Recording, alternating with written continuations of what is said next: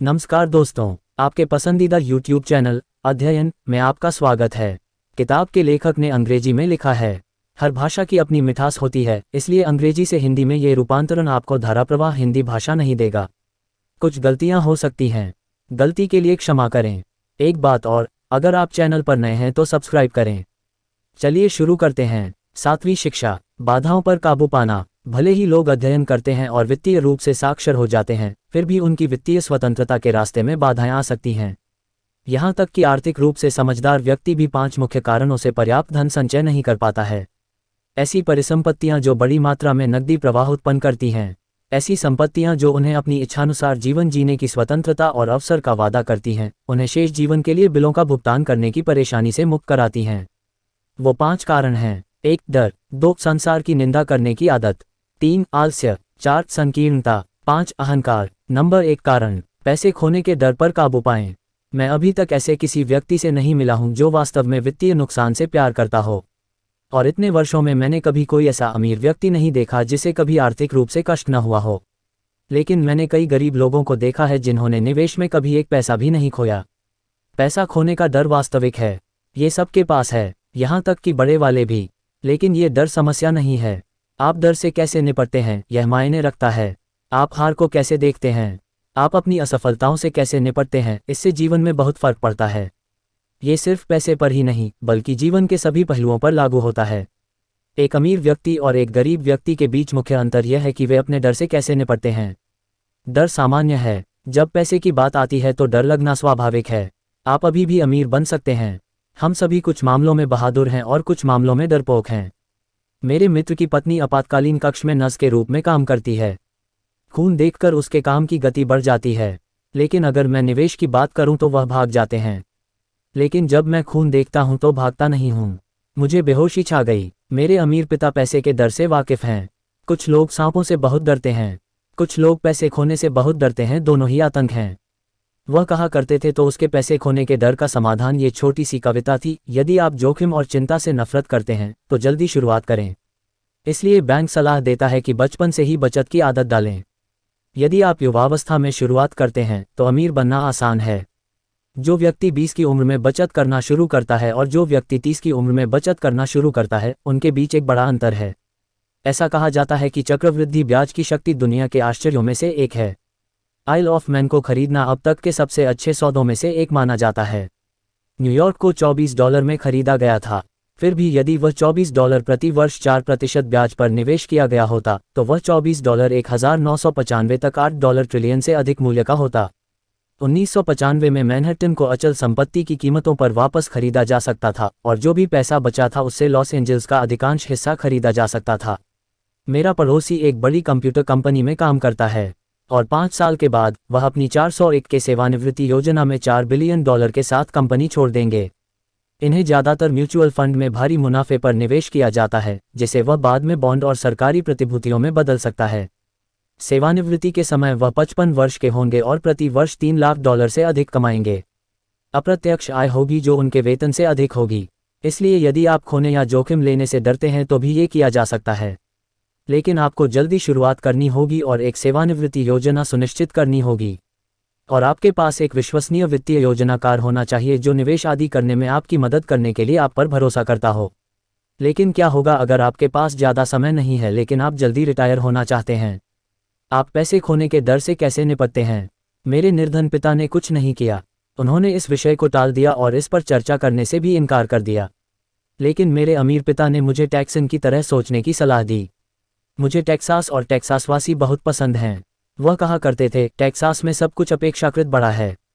जब टेक्सास जीतते हैं तो वे बड़ी जीत हासिल करते हैं, और जब आप हारते हैं तो ये देखने लायक होता है। उन्हें हारना पसंद है। मैंने पूछ लिया, मैं ऐसा नहीं कह रहा हूँ। कोई भी हारना नहीं चाहता। मुझे एक खुश लेकिन पराजित आदमी दिखाओ और मैं तुम्हें एक पराजित आदमी का रवैया दिखाऊंगा। अमीर डैडी ने कहा, मैं जोखिम, इनाम और विफलता के प्रति टेक्सास के दृष्टिकोण के बारे में बात कर रहा हूँ। इस तरह वे जीवन से निपटते हैं। वे बड़े रहते हैं, यहाँ आसपास के उन लोगों के विपरीत जो पैसे के मामले में अर्शोला की तरह रहते हैं। उन्हें हमेशा डर रहता है कि कोई उन पर रोशनी डाल देगा। दुकानदार 4 आने कम भी देगा तो नाराज हो जाएगा।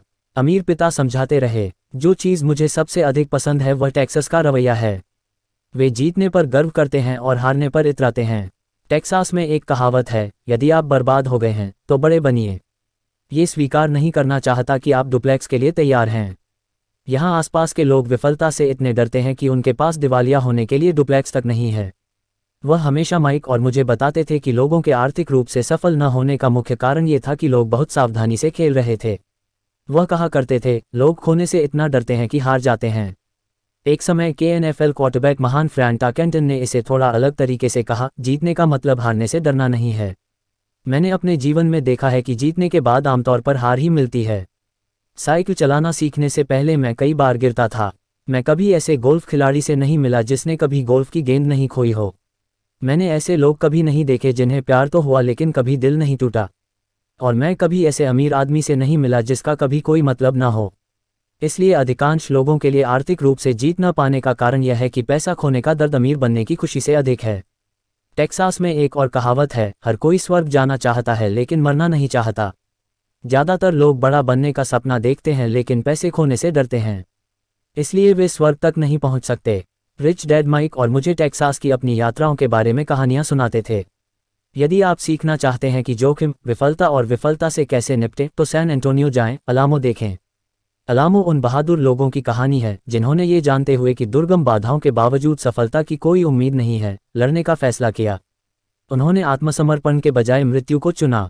यह एक प्रेरणादायक कहानी है जिसे अवश्य पढ़ा जाना चाहिए।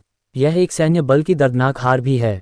उन्हें लात मारी गई, या आप कह सकते हैं कि असफलता हुई। यदि वे हार गए तो टेक्सास के लोग विफलता से कैसे निपटे? वे अब भी चिल्लाते हैं, अलामों को याद करो। माइक और मैंने ये कहानी कई बार सुनी है। जब भी वह किसी बड़ी खरीदारी के लिए जाता था और घबरा जाता था तो वह हमेशा ये कहानी सुनाता था। काफ़ी मेहनत करने के बाद जब उनकी स्थिति ऐसी हो जाती थी कि या तो वह असफल होते या सफल होते तो वह हमें ये कहानी सुनाते। जब भी उन्हें गलती होने या हारने का डर होता तो वे हमें ये कहानी सुनाते। इससे उसे ताकत मिली, क्योंकि इसने उसे याद दिलाया कि वह हमेशा वित्तीय नुकसान को जीत में बदल सकता है। अमीर डैडी जानते थे कि असफलता ही उन्हें मजबूत और बुद्धिमान बनाएगी। वह हारना नहीं चाहता था। वह अपनी शक्ति से अवगत था और वह जानता था कि वह हार को कैसे स्वीकार करेगा। वह हार स्वीकार कर उसे जीत में बदल देंगे। इसी चीज़ ने उसे विजेता बनाया और दूसरों को परास्त किया। इससे उन्हें उस रेखा को पार करने का साहस मिला जहां अन्य लोग पीछे रह गए। यही कारण है कि मुझे टेक्सास के लोग बहुत पसंद हैं। उन्होंने एक असफलता को स्वीकार किया और इसे एक पर्यटन स्थल में बदल दिया जिससे उन्हें लाखों की कमाई हुई। उद्धरण चिन्ह। लेकिन शायद वे शब्द जो मेरे लिए सबसे अधिक मायने रखते हैं वह ये है कि टेक्सास के लोग अपनी असफलताओं को दबाते नहीं हैं, वे उनसे प्रेरित हैं। वे अपनी असफलताओं को स्वीकार करते हैं और उन्हें जीत में बदल देते हैं। असफलता टेक्सास को जीतने के लिए प्रेरित करती है, लेकिन ये फॉर्मूला सिर्फ टेक्सास के लिए एक फॉर्मूला नहीं है, ये हर विजेता का फॉर्मूला है। जैसा कि मैंने कहा कि बाइक से गिरना बाइक चलाना सीखने का हिस्सा है। मुझे याद है कि गिरावट ने मुझे साइकिल चलाना सीखने के लिए और भी अधिक दृढ़ बना दिया था। मैं इससे कम नहीं कर सका। मैंने ये भी कहा कि मैंने कभी ऐसा गोल्फ खिलाड़ी नहीं देखा जिसने गोल्फ की गेंद न खोई हो। एक शीर्ष पेशेवर गोल्फर बनने के दौरान गेंद खोना या प्रतियोगिता हारना गोल्फर को बेहतर बनने, अधिक अभ्यास करने और अधिक सीखने के लिए प्रेरित करता है। यह उन्हें और अधिक कुशल बनाता है। विजेताओं के लिए हार प्रेरणा बन जाती है और हारने वालों के लिए हार उन्हें हरा देती है। जॉन डी रॉकफेलर ने कहा, मैंने हमेशा हर दुर्घटना को अवसर में बदलने की कोशिश की है, और मैं ये बात एक जापानी अमेरिकी के रूप में कह सकता हूँ। कई लोग कहते हैं कि पर्ल हार्बर अमेरिकियों की गलती थी। मैं कहता हूँ कि यह जापानियों की गलती है। फिल्म तोरा तोरा तोवा में एक जापानी नौसैनिक एडमिरल अपने उत्साहित अधीनस्थों से कहता है, मुझे ऐसा लग रहा है जैसे मैं सोए हुए शैतान को जगा रहा हूँ। पर्ल हार्बर, किसी को ये याद है, एक विजयी मंत्र में बदल गया। बाद में अमेरिका की यही भारी हार अमेरिकियों के लिए जीत की प्रेरणा बनी। इस भारी क्षति से अमेरिका का हौसला बढ़ा और अमेरिका जल्द ही एक विश्व शक्ति बनकर उभरा। असफलता विजेताओं को प्रेरित करती है, फिर यह असफलता हारने वालों को हार देती है। यही विजेताओं का सबसे बड़ा रहस्य है। असफलता विजेताओं को प्रेरित करती है, इसलिए उन्हें हार का डर नहीं है। फ्रैंक टाकेंटन को फिर से उद्धृत करने के लिए, जीतने का मतलब हारने से डरना नहीं है। फ्रैंक टाकेंटन जैसे लोग हारने से नहीं डरते, क्योंकि उन्हें अपनी ताकत का एहसास है। उन्हें हार से नफरत है, इसलिए वे जानते हैं कि हार उन्हें बेहतर बनने के लिए प्रेरित करेगी। खोने से नफरत करने और खोने से डरने के बीच एक बड़ा अंतर है। अधिकांश लोग पैसा खोने से इतना डरते हैं कि खो देते हैं। वे एक डुप्लेक्स के मामले में दिवालिया हो गए। आर्थिक रूप से वे जीवन को बहुत सावधानी से, बहुत छोटे पैमाने पर खेलते हैं। वे बड़े घर, बड़ी कारें खरीदते हैं लेकिन बड़े निवेश नहीं। 90% से अधिक अमेरिकी जनता आर्थिक रूप से संघर्ष करती है क्योंकि वे हारने के लिए नहीं खेलते हैं। वे जीतने के लिए नहीं खेलते। वे अपने वित्तीय योजनाकार या अकाउंटेंट या स्टॉक ब्रोकर के पास जाते हैं और टाटा बैलेंस्ड पोर्टफोलियो खरीदते हैं। बहुत से लोग सीडी, कम उपज वाले बॉन्ड जिनकी उपज बॉन्ड की तुलना में कम होती है, और म्यूचुअल फंड जिसे एक ही प्रकार के म्यूचुअल फंड के बीच आदान प्रदान किया जा सकता है, और कुछ निजी शेयरों में बहुत सारी नकदी रखते हैं। ये सुरक्षित और विवेकपूर्ण पोर्टफोलियो है, लेकिन ये कोई विजयी पोर्टफोलियो नहीं है। यह उस व्यक्ति का पोर्टफोलियो है जो खोना नहीं चाहता। मुझे गलत मत समझो, ये 70% आबादी के लिए अपेक्षाकृत अच्छा पोर्टफोलियो जैसा लगता है, साथ ही भयानक भी। कोई पोर्टफोलियो न होने के कारण एक सुरक्षित पोर्टफोलियो रखना बेहतर है।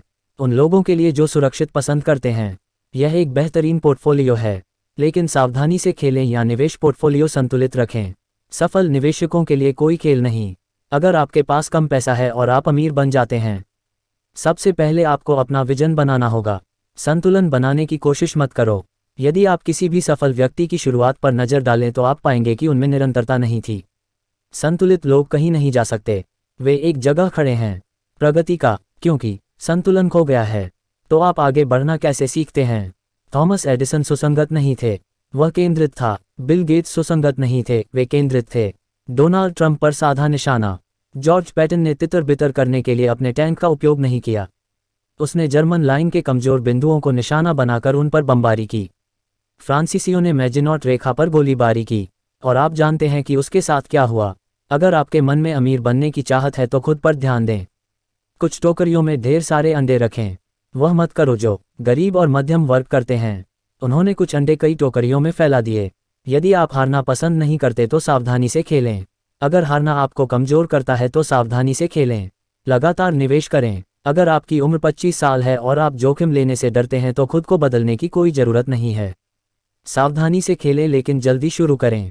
अपने घोंसले के अंडों को जल्दी इकट्ठा करना शुरू करें क्योंकि इसमें समय लगेगा। लेकिन अगर आप आज़ादी का सपना देखते हैं, अगर आप चूहे की दौड़ से आज़ादी चाहते हैं, तो पहला सवाल आपको खुद से पूछना होगा, असफलता पर मैं कैसे प्रतिक्रिया दूंगा। यदि असफलता आपको जीतने के लिए प्रेरित करती है तो शायद आपको प्रयास करना चाहिए। लेकिन इसमें शायद शब्द है। यदि विफलता आपको कमज़ोर कर देती है या आपको अपना आपा खो देती है, जैसे कि कुछ लालची लोग जो हर बार जो चाहते हैं वह नहीं मिलने पर मुकदमा दायर करने के लिए वकील को बुलाते हैं, तो इसे सुरक्षित रखें। अपना दिन का काम रखें या बॉन्ड या म्यूचुअल फंड खरीदें। लेकिन ध्यान रखें कि इन वित्तीय प्रणालियों में भी जोखिम है, भले ही वे अपेक्षाकृत सुरक्षित हों। मैं टेक्सास फ्रांटाके के संदर्भ में इसका उल्लेख कर रहा हूं, क्योंकि संपत्ति को सूचीबद्ध करना वास्तव में आसान है। इसके लिए किसी विशेष प्राकृतिक योग्यता की आवश्यकता नहीं होती। इसके लिए बहुत अधिक अध्ययन की आवश्यकता नहीं है। 5वीं कक्षा के अंक ही काफ़ी हैं। लेकिन संपत्ति वृद्धि एक उत्साहपूर्ण खेल है। इसके लिए साहस, धैर्य और विफलता के प्रति असाधारण दृष्टिकोण की आवश्यकता होती है। हारने वाले असफलता से बचते हैं, और असफलता हारे हुए लोगों को विजेता बना देती है। अलामो याद रखें। दूसरा कारण, संशय पर काबू पाना। आसमान गिर रहा है, आसमान गिर रहा है। हम में से अधिकांश लोग छोटी मुर्गी की कहानी जानते हैं जो खलिहान में सभी को आसन खतरे के बारे में चेतावनी देती हुई दौड़ती थी। हम सभी ऐसे लोगों को जानते हैं। हम सभी में एक छोटा सा चिकन है, और जैसा कि मैंने पहले कहा, एक उदास व्यक्ति वास्तव में एक छोटा मुर्गी है। जब डर और संदेह हमारे विचारों पर हावी हो जाते हैं तो हम सभी छोटी मुर्गियों की तरह महसूस करते हैं।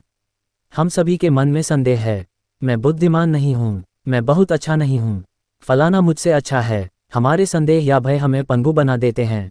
हम क्या होगा अगर खेल खेलते रहते हैं, क्या होगा अगर मेरे निवेश के ठीक बाद अर्थव्यवस्था चरमरा जाए, या क्या होगा अगर मैं इसे नियंत्रित नहीं कर सकता और पैसे वापस नहीं चुका सकता।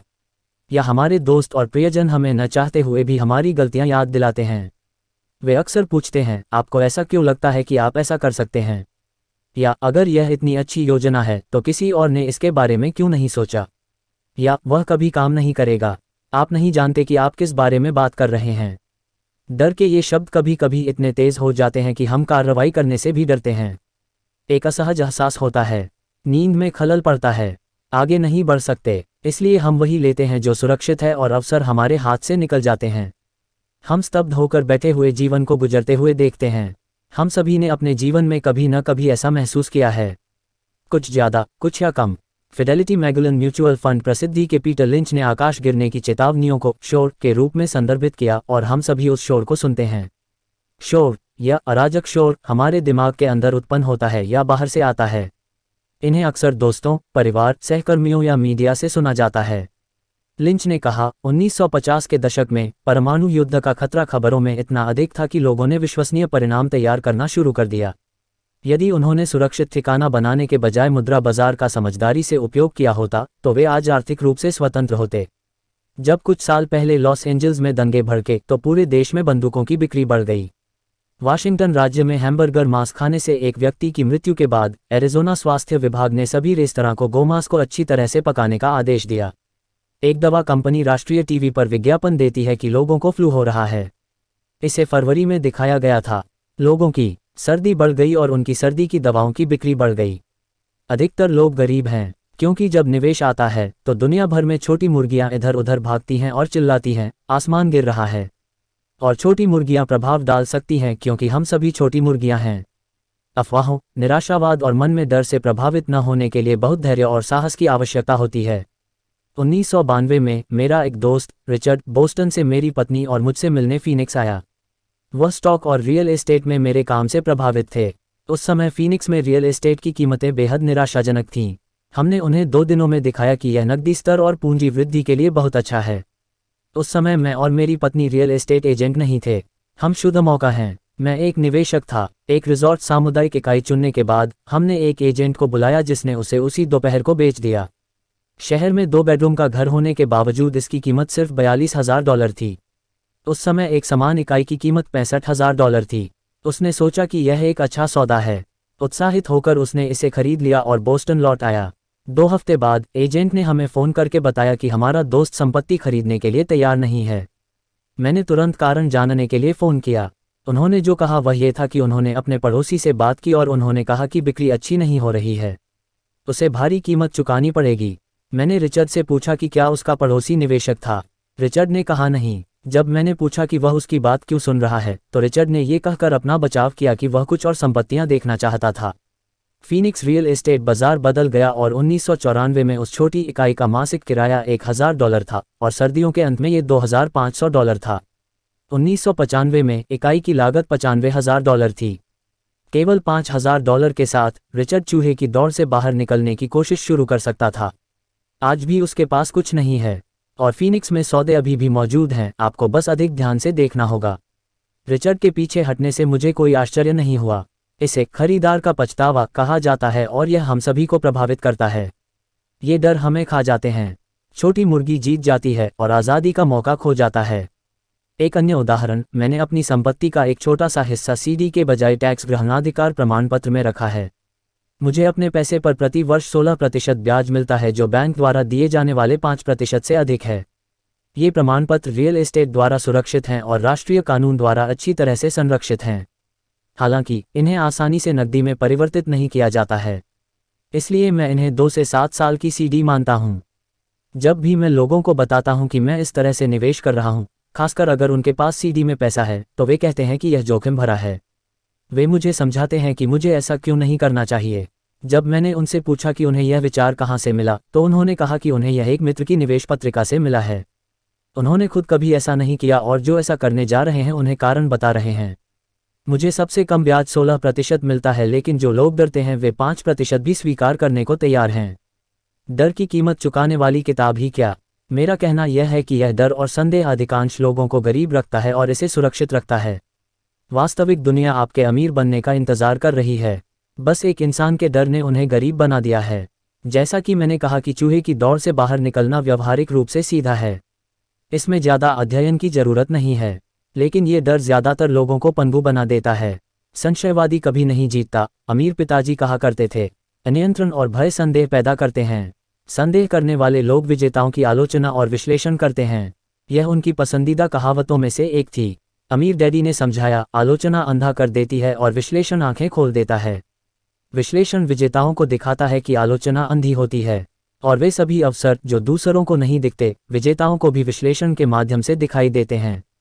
इस प्रकार वे उन अवसरों में सफलता की कुंजी ढूंढते हैं जिनसे अन्य लोग वंचित रह जाते हैं।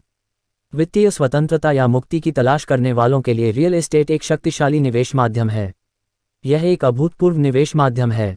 फिर भी जब भी मैंने एक वाहन के रूप में रियल एस्टेट का उल्लेख किया, मैंने अक्सर सुना, मैं शौचालय को ठीक नहीं करना चाहता, जिसे पीटर लिंच ने शोर या अराजकता कहा था।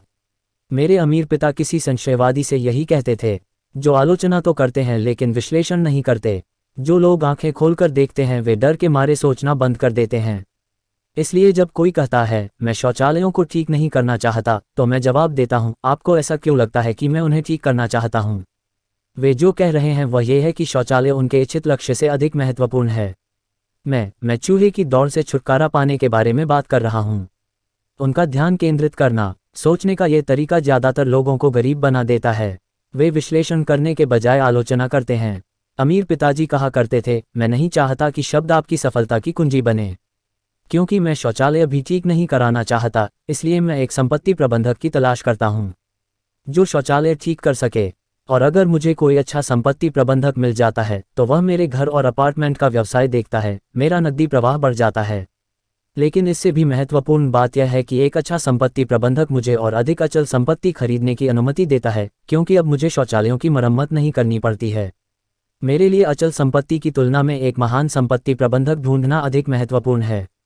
एक अच्छा संपत्ति प्रबंधक अक्सर एक रियल एस्टेट एजेंट से पहले बड़ी बिक्री समाचार प्राप्त करता है, जो उन्हें और अधिक मूल्यवान बनाता है। रिच डैड का यही मतलब है, यानी मुझे नहीं चाहिए, ये शब्द आपकी सफलता की कुंजी हैं।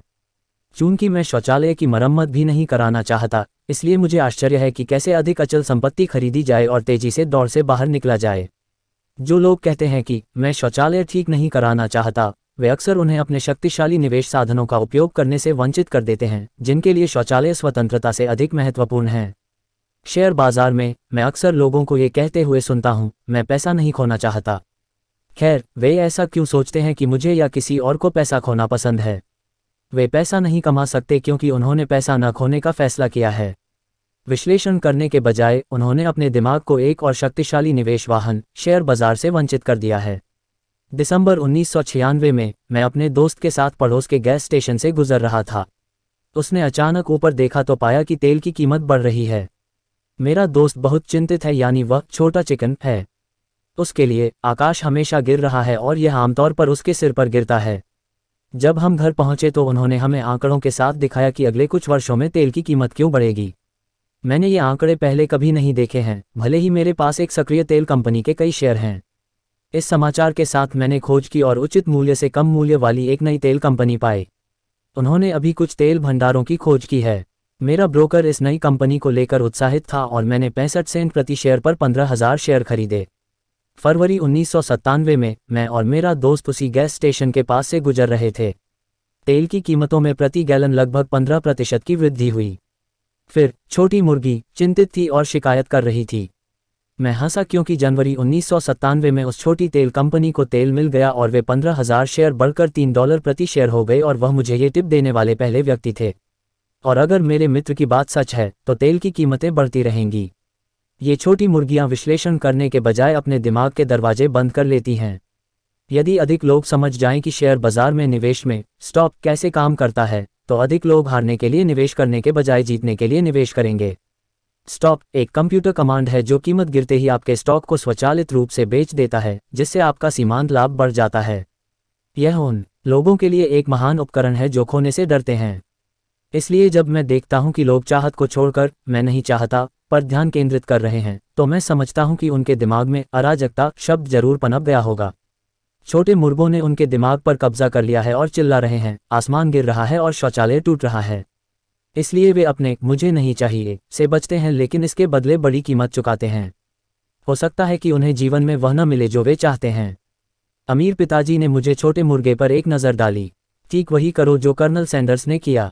66 वर्ष की आयु में उन्होंने अपना व्यवसाय खो दिया और सामाजिक सुरक्षा जांच पर जीवन यापन करने लगे। ये पर्याप्त नहीं था, उन्होंने अपनी तली हुई चिकन रेसिपी बेचने के लिए देश भर में घूमना शुरू किया। सकारात्मक हाँ सुनने से पहले उन्हें कई बार लौटा दिया गया, लेकिन अंततः वह उस उम्र में करोड़पति बन गए जब ज़्यादातर लोग व्यवसाय छोड़ने के बारे में सोचते हैं। वह एक बहादुर और अडिग व्यक्ति था, रिच डैड ने हरलान सैंडर के बारे में कहा। इसलिए जब आप संदेह में हो या थोड़ा डरे हुए हो तो वही करें जो कर्नल सैंडर ने अपने छोटे मुर्गे से कहा था। उसने इसे भून लिया। तीसरा कारण है गरीबी। व्यस्त लोग अक्सर बहुत व्यस्त रहते हैं। हम सभी ने ऐसे व्यवसायी लोगों की कहानियां सुनी हैं जो पैसा कमाने के लिए कड़ी मेहनत करते हैं। वह अपनी पत्नी और बच्चों को अच्छी जिंदगी मुहैया कराने के लिए कड़ी मेहनत करता है। वह ऑफिस में लंबा समय बिताता है और सप्ताहांत पर ऑफिस का काम घर ले आता है। उस दिन वह घर लौटा तो घर खाली पाया। उसकी पत्नी बच्चों को लेकर चली गई। वह जानता था कि उसे अपनी पत्नी से परेशानी हो रही है, लेकिन रिश्ते को मजबूत बनाने की कोशिश करने के बजाय वह काम में व्यस्त था। वह घबरा गया, उसकी काम करने की क्षमता लगातार क्षीण होती गई और उसने अपनी नौकरी खो दी। आजकल मुझे ऐसे लोग मिलते हैं जो लोग व्यस्त होने के कारण अपनी संपत्ति की देखभाल नहीं कर पाते हैं। ऐसे लोग भी हैं जो इतने व्यस्त हैं कि स्वास्थ्य पर ध्यान नहीं दे पाते। वजह वही है, वे व्यस्त हैं और वे व्यस्त रहते हैं ताकि वे व्यस्त होने के बहाने उस सच्चाई से बच सके जिसका सामना वे नहीं करना चाहते हैं। आपको किसी को बताने की जरूरत नहीं है, गहराई से वे जानते हैं। यदि आप उन्हें याद दिलाते हैं तो वे अक्सर क्रोधित और नाराज हो जाते हैं। यदि वे काम या बच्चों में व्यस्त नहीं हैं तो वे टीवी देखने, मछली पकड़ने, गोल्फ खेलने या खरीदारी करने में व्यस्त हैं। हालांकि गहराई से वे जानते हैं कि वे कुछ महत्वपूर्ण चीज से चूक रहे हैं। यह मोटापे का जाना पहचाना संकेत है और यह झोपड़ी उनकी व्यस्तता से आती है। तो मुहासे का इलाज क्या है? इसका जवाब है थोड़ा लालच। हम में से बहुत से लोग इस विचार के साथ बड़े हुए हैं कि लालच या तीव्र इच्छा बुरी है। लालची लोग बुरे होते हैं, मेरी माँ कहा करती थी। फिर भी हम सभी में कुछ सुंदर, कुछ नया, कुछ रोमांचक की गहरी लालसा होती है और माता पिता अक्सर उस इच्छा को दबाने के लिए अपराध बोध का सहारा लेते हैं। जरा अपने बारे में सोचो, क्या तुम नहीं जानते कि तुम्हारे और भी भाई बहन हैं? यह मेरी माँ की पसंदीदा बातों में से एक थी। या आप चाहते हैं कि मैं इसे आपके लिए खरीदूं? यह मेरे पिता का पसंदीदा था। क्या आपको लगता है कि हम पैसे से बने हैं? पेड़ पर पैसा क्या लगता है? आप जानते हैं हम कोई बड़े लोग नहीं हैं। सिर्फ शब्द ही नहीं, बल्कि उन शब्दों के साथ आने वाले क्रोध और अपराध बोध की भावनाओं ने भी मुझे प्रभावित किया। या इसके विपरीत, अपराध बोध का जाल ऐसा था, तुम्हें ये खरीदने के लिए मैंने अपने जीवन का सब कुछ त्याग दिया। मैं इसे आपके लिए खरीद रहा हूं क्योंकि जब मैं छोटा था तो मुझे ये लाभ नहीं था। मेरा एक पड़ोसी पूरी तरह से टूट गया है, लेकिन वह अपनी कार गैराज में नहीं रख सकता। गैराज उसके बच्चों के लिए खिलौनों से भरा हुआ है। इस स्ट्रीट में बच्चों को वह मिलता है जो वे चाहते हैं। मैं उन्हें ज़रूरत का दर्द महसूस नहीं कराना चाहता, यह उनका रोज़ का कहना है। उन्होंने अपने बच्चों के कॉलेज या अपनी सेवानिवृत्ति के लिए कुछ भी अलग नहीं रखा, लेकिन जो भी खिलौने बनाए गए वे उनके बच्चों को मिले। उसे हाल ही में मेल द्वारा एक क्रेडिट कार्ड मिला और वह अपने बच्चों को लास वेगास की यात्रा पर ले गई। मैं यह अपने बच्चों के लिए कर रहा हूँ। ये उनका विदाई भाषण था। अमीर डैडी मुझ में ताकत नहीं है कहकर चिढ़ते थे। मैं इसे अपने घर में सुनता था। इसके बजाय मेरे अमीर पिता अपने बच्चों से सुनना चाहते थे, ये कैसे किया जा सकता है? उनका तर्क था कि मेरे पास कोई शक्ति नहीं है, कहने से मस्तिष्क की शक्ति बाधित होती है। यह अब और नहीं सोच सकता। मैं ये कैसे करूं? ये कहावत मस्तिष्क को उत्तर खोजने के लिए जगाती है, सोचने पर मजबूर करती है। लेकिन सबसे महत्वपूर्ण बात यह है कि उन्हें लगा कि मुझ में कोई शक्ति नहीं है, ये झूठ है। और मानव जीवन शक्ति इसे जानती है।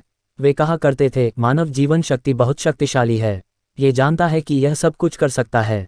जब आलसी मन कहता है मुझ में कोई शक्ति नहीं है, तो उसके भीतर द्वंद्व पैदा हो जाता है और आत्मा क्रोधित हो जाती है और उसका आलसी दिमाग इस झूठ को छुपाना चाहता होगा।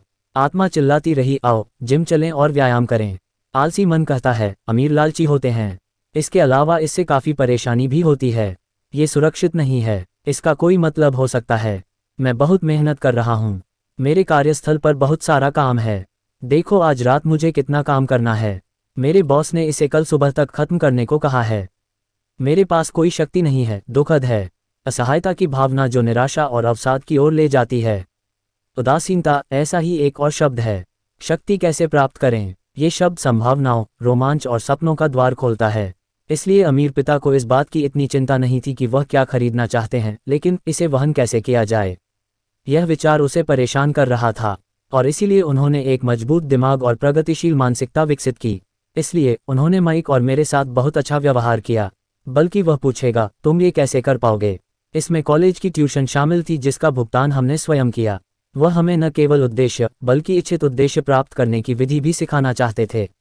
इन दिनों मुझे जो समस्या महसूस हो रही है वह यह है कि अरबों लोग अपने लालच के लिए दोषी महसूस करते हैं। ये बचपन से ही एक पुरानी मानसिकता द्वारा नियंत्रित होता है। वे जीवन में बेहतर चीज़ों की इच्छा रखते हैं, अधिकांश लोगों के अवचेतन मन इस तरह से नियंत्रित होते हैं कि वे कहते हैं तुम्हें वह नहीं मिल सकता या वह तुम्हारी पहुंच से बाहर है। जब मैंने फैसला किया कि मैं चूहे की दौड़ से बाहर निकलने जा रहा हूं, तो सवाल ये था, क्या होगा अगर मुझे अब काम नहीं करना पड़ेगा? और मेरा दिमाग उत्तर और समाधान खोजता रहा। सबसे कठिन मेरे मूल माता पिता के सोचने के पुराने तरीके थे, जैसे हम इसे बर्दाश्त नहीं कर सकते, या बस अपने बारे में सोचना बंद कर दे, या आप दूसरों के बारे में क्यों नहीं सोचते आदि के विरुद्ध खड़े होना। मेरे लालच को दबाने और अंदर अपराध बोध पैदा करने के लिए ऐसे और भी कई शब्द कहे गए। तो आप खुरों को कैसे काट सकते हैं? जवाब है, थोड़ा सा लालच। ये वाईफाई रेडियो स्टेशन है, जिसका संपूर्ण अर्थ है इसमें मेरे लिए क्या है।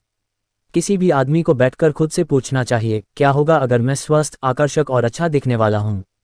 या फिर मुझे अब काम नहीं करना पड़ेगा? या अगर मुझे मेरी ज़रूरत के मुताबिक पैसे नहीं मिले तो मैं क्या करूंगा? थोड़े से लालच के बिना, बेहतर होने की इच्छा के बिना कोई प्रगति नहीं होती। हमारी दुनिया आगे बढ़ती है क्योंकि हम बेहतर की उम्मीद करते हैं। हम स्कूल जाते हैं और पढ़ाई करते हैं क्योंकि हम कुछ बेहतर चाहते हैं। इसलिए जब भी आप अपने आप को कोई ऐसी चीज़ छोड़ते हुए पाएं जिसे आप जानते हैं कि आपको करना चाहिए, तो अपने आप से पूछें, इसमें मेरे लिए क्या है? थोड़ा लालची बने। यह आलस्य दूर करने का सर्वोत्तम उपाय है। किसी भी चीज़ की तरह आती बहुत अधिक लालच भी अच्छा नहीं है। लेकिन याद रखें कि फिल्म वॉल स्ट्रीट में माइकल डगलस ने क्या कहा था, अपराध लालच से भी बदतर है, क्योंकि अपराध आत्मा को उसके शरीर से अलग कर देता है। एलेनोर रूजवेल्ट का उद्धरण मेरे पसंदीदा में से एक है, जो सही है उसे दिल से करें क्योंकि आपकी आलोचना की जाएगी। चाहे तुम करो या न करो, ये तो होगा ही। चौथा कारण, आदत हमारा जीवन शिक्षा से अधिक आदतों का प्रतिबिंब है। अर्नोल्ड श्वार्ज़नेगर की फिल्म कॉनियन देखने के बाद मेरे एक दोस्त ने कहा, मुझे श्वार्ज़नेगर जैसा शरीर पाकर खुशी होगी। अधिकतर मित्रों ने सहमति में सिर हिलाया। एक अन्य मित्र ने कहा, मैंने ये भी सुना है कि वह पतली हुआ करती थी। हाँ, मैंने भी सुना है। दूसरे मित्र ने कहा, मैंने सुना है कि उसे हर दिन जिम जाने और व्यायाम करने की आदत है। हाँ, मैं कसम खाता हूं कि उसे ऐसा करना होगा। नहीं, पार्टी के आलोचक ने कहा, मुझे लगता है कि उनका जन्म ही इसी तरह हुआ है। इसके अलावा अनवर्ल्ड के बारे में बात करना बंद करो और चलो कुछ बियर पीते हैं। यह इस बात का उदाहरण है कि आदतें व्यवहार को कैसे नियंत्रित करती हैं। मुझे याद है कि मैं अपने अमीर पिता से अमीरों की आदतों के बारे में पूछता था। उन्होंने मुझे सीधा जवाब नहीं दिया। हमेशा की तरह वह उदाहरण देकर पढ़ाना चाहता था। तुम्हारे पिता बिलों का भुगतान कब करते हैं? अमीर पिता से पूछा, महीने की पहली तारीख। मैंने कहा, उसके पास क्या बचा है? उसने पूछा, बहुत कम। मैंने कहा, यही उसके संघर्ष का मुख्य कारण है। अमीर पिता ने कहा, उसकी आदतें खराब हैं। तुम्हारे पिता पहले सबको पैसे दे देते हैं, फिर कुछ बचता है तो अपने पास रख लेते हैं। नहीं तो अगर कुछ बचा है, ज्यादातर समय कुछ भी नहीं होता। मैंने कहा, लेकिन उसे बिल का भुगतान करना होगा। सही, क्या आप कह रहे हैं कि उसे बिल का भुगतान नहीं करना चाहिए? बिल्कुल नहीं, अमीर डैडी ने कहा। मैं दृढ़ता से कहता हूं कि बिल का भुगतान समय पर किया जाना चाहिए। मैं पहले खुद को भुगतान करता हूं। सरकार को पैसा देने से पहले खुद को दें। लेकिन क्या होगा अगर आपके पास पर्याप्त पैसा नहीं है? मैंने पूछा, फिर आप क्या करते हैं?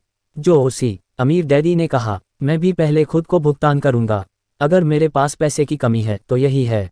मेरी संपत्ति सूची मेरे लिए सरकार से अधिक महत्वपूर्ण है। लेकिन मैंने कहा, वे आपका अनुसरण नहीं करते। उद्धरण चिन्ह, हाँ, यदि आप भुगतान नहीं करते हैं। अमीर पिता ने कहा, देखो, मैं पैसे देने से इनकार नहीं करता।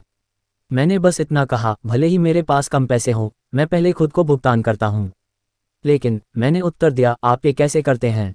ये कैसे करना है यह महत्वपूर्ण नहीं है। सवाल यह है, ऐसा क्यों करें? अमीर पिता ने कहा, ठीक क्यों? प्रेरणा धनबन बाबा ने कहा, आपको क्या लगता है कि कौन अधिक जोर से शिकायत करेगा, मैं या मेरा ऋणदाता? मैंने स्पष्ट रूप से उत्तर दिया, आपके ऋणदाताओं को आपसे अधिक जोर से चिल्लाना चाहिए। जब तक आप स्वयं भुगतान नहीं करते, आप कुछ नहीं कहते। तो आप देखते हैं, खुद को भुगतान करने के बाद खुद को और अन्य लेनदारों को कर चुकाने का दबाव इतना अधिक होता है कि यह मुझे आय के अन्य रूपों की तलाश करने के लिए मजबूर करता है। सैलरी का तनाव मेरी प्रेरणा बन गया। मैंने ओवरटाइम काम किया, अन्य कंपनियां शुरू की, शेयर बाजार में कारोबार किया, ये सुनिश्चित करने के लिए कि लोग मुझ पर चिल्लाना शुरू न करें, कुछ भी किया। इस दबाव ने मुझे अधिक मेहनत करने पर मजबूर किया, मुझे सोचने पर मजबूर किया और सबसे बढ़कर पैसे के मामले में मुझे अधिक स्मार्ट और सक्रिय बना दिया। अगर मैंने आखिर में खुद को भुगतान कर दिया होता तो मुझे कोई दबाव महसूस नहीं होता, लेकिन मैं टूट गया होता। तो सरकार या अन्य लोगों का डर जो आप पर कर्जदार हैं, आपको प्रेरित करता है। ये सही है, अमीर डैडी ने कहा। आप देखिए, सरकारी बिल वसूलने वाले बड़े बदमाश हैं। आमतौर पर बिल संग्रहकर्ता भी ऐसे ही होते हैं। ज़्यादातर लोग ये बदमाशियां करते हैं। वे उन्हें भुगतान करते हैं और स्वयं भुगतान नहीं करते हैं। क्या आप उस 98 पाउंड के दुबले पतले आदमी को जानते हैं जिसने उसके चेहरे पर रेत मारी थी? मैंने अपना सिर हिलाया। मैं अपनी कॉमिक पुस्तकों में हर समय भारोत्तोलन और शरीर सौष्ठव के विज्ञापन देखता हूँ। अधिकांश लोग गुंडों को अपने चेहरे पर रेत फेंकने की अनुमति देते हैं। मैंने खुद को मजबूत बनाने के लिए बदमाशों के डर का इस्तेमाल करने का फैसला किया। दूसरे कमज़ोर हो जाते हैं। मुझे अतिरिक्त पैसे कमाने के बारे में सोचना जिम जाने और वज़न के साथ कसरत करने जैसा है। जितना अधिक मैं पैसे के लिए अपनी मानसिक मांसपेशियों पर काम करता हूँ, उतना ही मजबूत होता जाता हूँ। तब मैं अत्याचारियों से न डरूंगा। मेरे अमीर पिता की बात मुझे पसंद आई। तो अगर मैं मुझे सबसे पहले रखूं तो मैं आर्थिक रूप से, मानसिक रूप से और वित्तीय रूप से मजबूत हूं। अमीर डैडी ने सिर हिलाया। और आखिर में मुझे पैसे दो या न दो तो मैं कमज़ोर हो जाऊंगा। इसलिए मालिकों, प्रबंधकों, कर संग्राहकों, बिल संग्राहकों और जमींदारों ने मुझे जीवन भर इधर उधर धकेला, सिर्फ इसलिए क्योंकि मुझे पैसे ठीक से बचाने की आदत नहीं है। अमीर डैडी ने अपना सिर हिलाया, बिल्कुल 96 पाउंड वजनी व्यक्ति की तरह। उद्धरण। 5वां कारण, अभिमान, अहंकार और अज्ञान का मिश्रण है। मैं जो जानता हूँ, मेरा ज्ञान मुझे पैसे कमाने में मदद करता है। जब मैं अहंकारी हुआ, मुझे आर्थिक हानि उठानी पड़ी, क्योंकि जब मैं अहंकारी होता हूँ तो मेरा मानना है कि जो मैं नहीं जानता वह मायने नहीं रखता। अमीर पिता अक्सर मुझसे ये कहा करते थे। मैंने बहुत से लोगों को अपनी अज्ञानता को छुपाने के लिए अहंकार का प्रयोग करते देखा है। ऐसा अक्सर तब होता है जब मैं किसी अकाउंटेंट या किसी अन्य निवेशक के साथ वित्तीय विवरणों पर चर्चा कर रहा होता हूँ। वे चर्चा के दौरान धारणा चाहते हैं। मुझे ऐसा लगता है कि वे नहीं जानते कि वे किस बारे में बात कर रहे हैं। वे झूठ नहीं बोल रहे हैं, लेकिन सच भी नहीं बोल रहे हैं। पैसे, फाइनेंस और निवेश की दुनिया में ऐसे कई लोग हैं जिन लोगों को पता ही नहीं कि वे किस बारे में बात कर रहे हैं। धन व्यवसाय में अधिकांश लोग केवल बिक्री के बारे में बात करना चाहते हैं, पुरानी कारों के सेल्समैन की तरह चिल्लाते हुए। जब आपको एहसास हो कि आप किसी विषय के बारे में कुछ भी नहीं जानते हैं, तो किसी ऐसे व्यक्ति को ढूंढकर जो उस विषय का विशेषज्ञ हो, या उस विषय पर एक किताब पढ़कर खुद को शिक्षित करना शुरू करें। यहीं पर इस वीडियो को खत्म करते हैं। अगले वीडियो में हम इस अध्याय के बाकी हिस्सों को पढ़ेंगे।